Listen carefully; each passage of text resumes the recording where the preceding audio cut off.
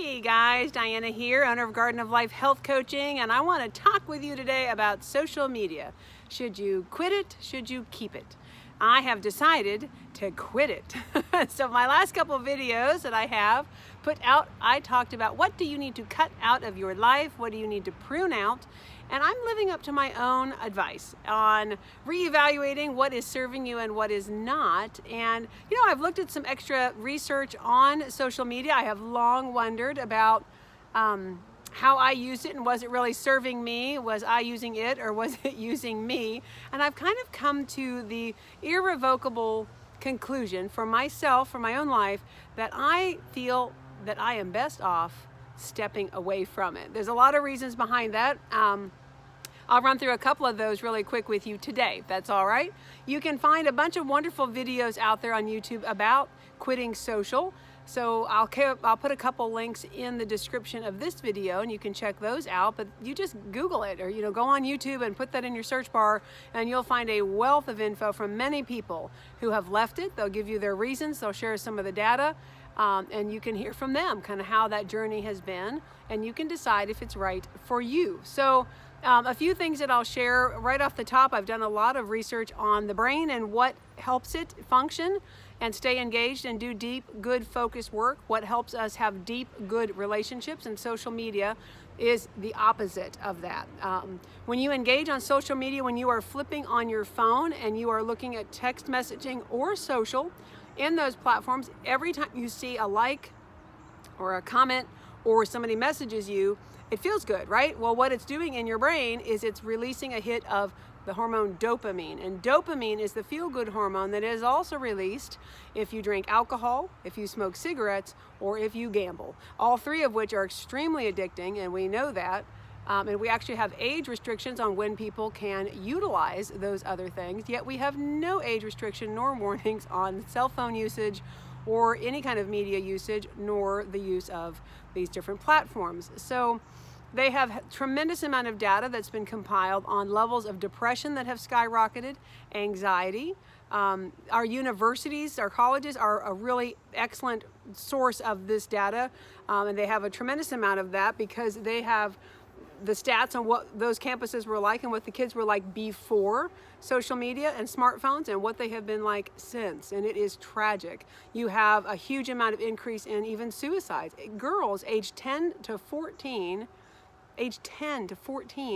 the rates of suicide have tripled, and the increased use of social media is the increased risk of major depression, major anxiety, and increasing that risk of suicide, which just breaks my heart, doesn't it? I mean, it's tragic what's happening. So when we look at what's happening in our culture, how has it changed, what things are out there now, and how are they designed to work and benefit the seller, not the user, you get to start to have a clear picture of the negative effects of some of this stuff. Now, I know what you're thinking. If you're somebody that loves social media, loves Facebook, it's a great way to connect. It keeps me up to date on what's happening. I get uplifted by spiritual posts, and I grant you, I have experienced the same thing, but it comes at the cost of me focusing on it too much for me.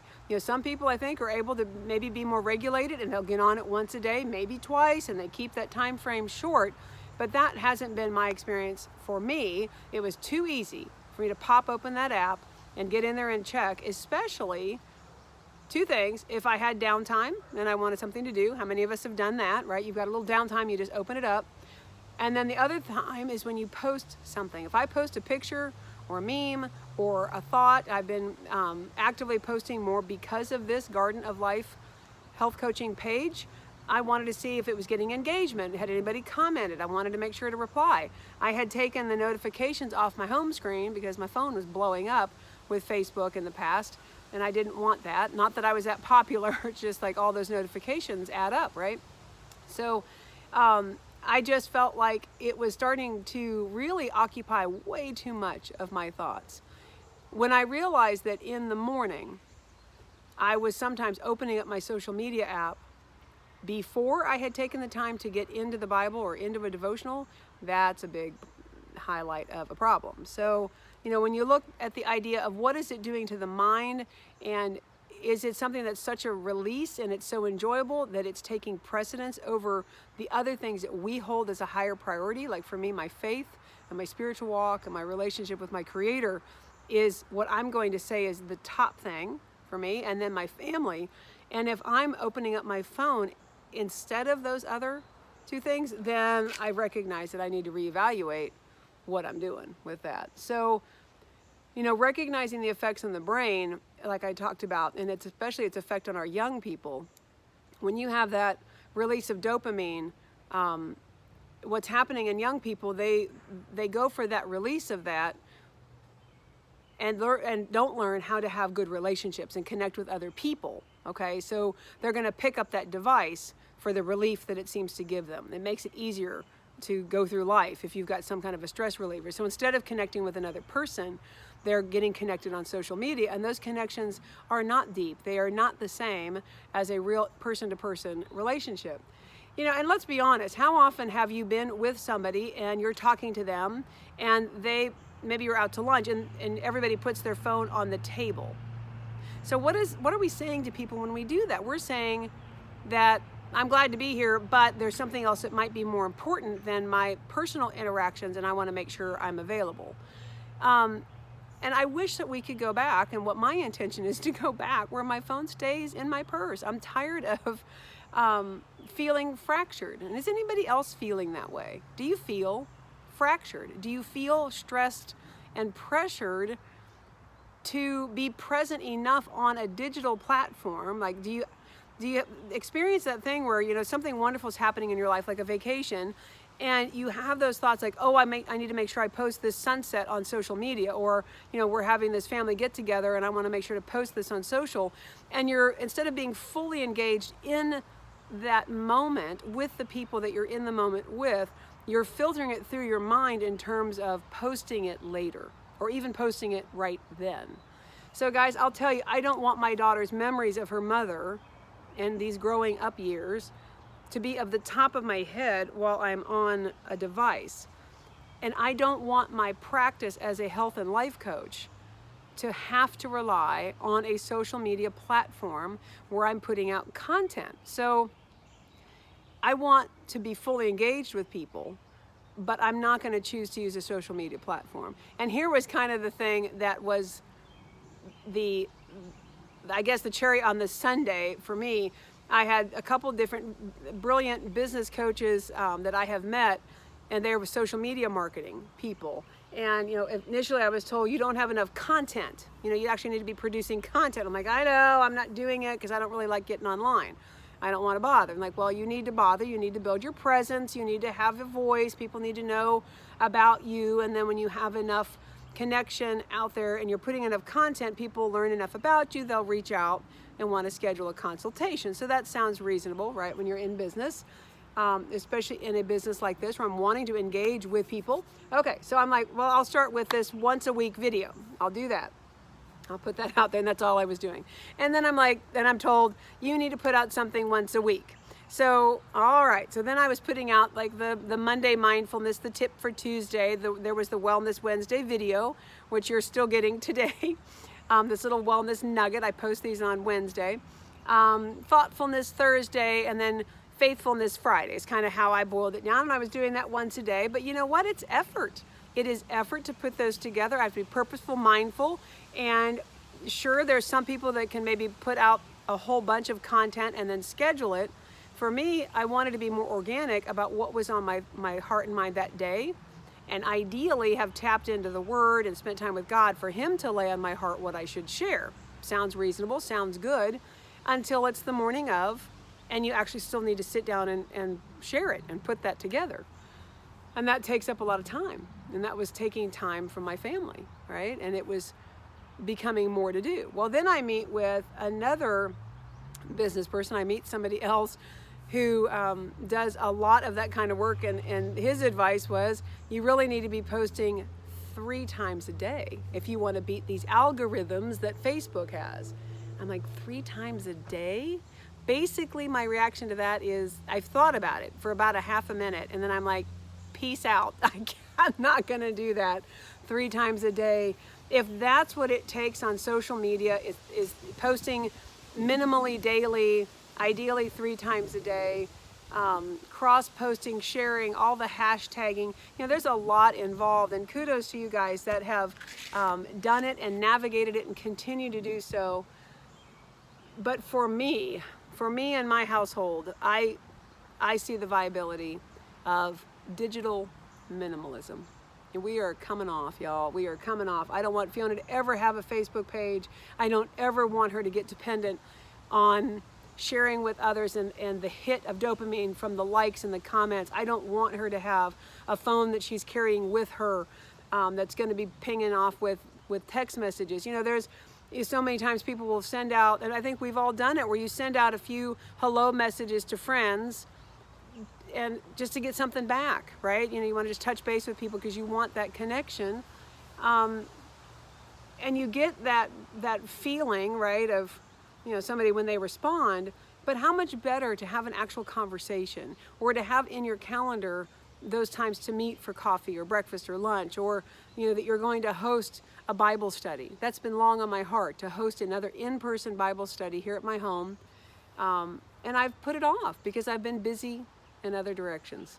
So I don't want to ever be too busy. So I'm living up to my own advice of looking at what do I need to quit that's not serving me in the way that I feel is best, and what do I need to prune out of my life, and that is social media. So I want to use some sort of platform to get a message out, so I've decided to use YouTube.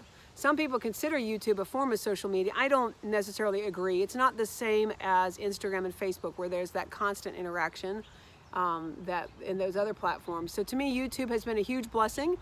Anytime I have wanted to do something, I could go on there and research videos on that, like when I was organizing my whole house and I wanted ideas for each area of the house, like for the kitchen or the bathroom, the storage ideas, things. It was very inspiring and motivating, and I could look at what other people were doing and had done. And I want to be able to share some thoughts like this, right? So I am keeping my YouTube channel, and I am going to actually start posting something in my website's blog, because I do have a blog in there. Have not really done much with it because, you know what? We only have so much time and effort and attention to give to things, right? You only have so many hours in the day. So with paring down, I want to be able to focus better on some other things. And I realize the sun has moved, so I feel like I'm in this little halo of light. And the light has shone on me about pruning out social media. So it kind of goes with the theme today. So these are some thoughts that I wanted to share. I hit on that big reason of what it does to our mind and how we can get addicted to Facebook or these social media platforms, or to your phone in general, because of that hit of dopamine. I will share a link to a video that explores several other reasons with this. There's a Dr. Cal, C-A-L, Newport, and then also Simon Sinek. If you haven't heard of these two guys, you'll want to take in some of what they've put out. They're brilliant men, and they have thoughts, a lot of thoughts on this sort of thing. And I encourage you to kind of do a little research for yourself. I think if you look at life in terms, if you have children, it's a wonderful litmus test. If I don't want my child to be a part of it, then what am I doing on it? If it's a movie that's not fit for my child to watch, why am I watching it? Okay, right? I mean, these things are things we can maybe justify, but should we justify them? So I just want to be honest and transparent with you guys and share that I am pulling myself off these platforms. Not really sure exactly how I'm going to do the time frame of that. It is advised to leave your profiles up. Like I have a business page, the Garden of Life health coaching page, and then I have my personal page. I guess I could just leave them up indefinitely.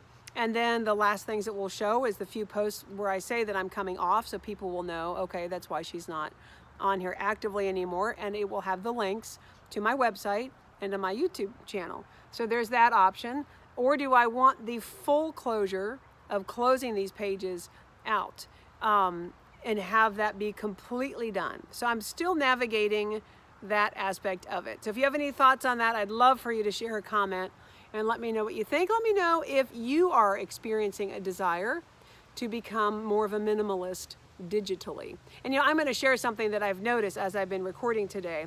Every so many seconds, my screen flashes just a little. I'm using my cell phone, and what I've heard is what that is, it's taking a picture. So through these devices, my friends, we are being monitored all the time. You know, I was in church, a guy in front of me said something about the cell phone taking your picture every 5 seconds, and I leaned forward and I'm like, excuse me, I couldn't help but overhear that. It was before the service got started, obviously. We weren't talking during the sermon.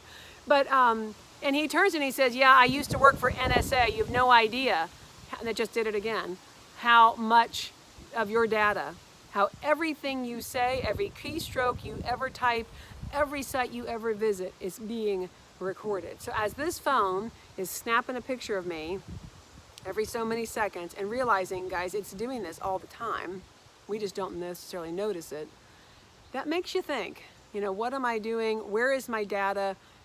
How much of my life is being monitored and for what purpose? And it may, if I have an innocent life, I guess I don't need to worry about that necessarily. Or do I? I think it's good to be aware. So our data is in all these social platforms. What are they using it for? You know, I'm giving them all this free content of my life and the things that I'm sharing, and they're giving me entertainment in return, but it's at a great cost. You know, so not only the effects on your emotional health, your inability to disengage perhaps and be fully present in your life. And I just think I'd encourage you to put it down. You know, when you're with other people, don't even have your phone there. Don't have it on the table. Go put it in your bag, put it in another room. And if it's hard to do, then that's a good highlight that there may be something in that you want to reevaluate. So we can live life without these things. We used to do it. Our children have no memory before these devices. They have no memory before cell phones were carried by everyone everywhere. I can remember, having been born in 1971, I can remember when the cordless phone came out, and that was a big deal, that you could take the handset and walk away from the base. Do you remember, any of you remember that? I mean, it was so exciting. And then I remember when the VCR was developed. That was in my lifetime. You know, I was a teenager when that technology came out, and you could actually watch the Charlie Brown Christmas special anytime you wanted when that came out. You know, before that it was just once a year. But you know what? Even though that seems really convenient, I still remember how exciting and how special it was that those wonderful specials, like The Sound of Music, the different Christmas specials, like The Grinch That Stole Christmas and Charlie Brown, Rudolph the Red-Nosed Reindeer, as a child, that was so special. They came out once a year, and I had that one chance to watch them, and it was so exciting and so special. And now everything is at our fingertips. Everything is instantaneous, and we are so distracted. My friends, we are so distracted. So I just encourage you to think about your life and where is your time and attention. And if it's getting too pulled into some of these platforms, this is a good time to reevaluate. So I hope this has been a blessing to you to explore with me. I hope this makes sense to you. And if you're somebody that loves social media and thinks I'm crazy, I respect your opinion. And I just want you to do what's right for you. But I just encourage you to see what happens if you try to put that phone down and disengage, to see how that feels and if it might cause you to think about things a little bit differently. So, you know, we each have to live our own lives the best that we can. And I just encourage you to live yours on purpose, for a purpose. So thanks for tuning in today. I appreciate you. And I want you to remember that life is precious and you are precious. So treat yourself accordingly and live it like you mean it. Take care, my friends. Talk soon.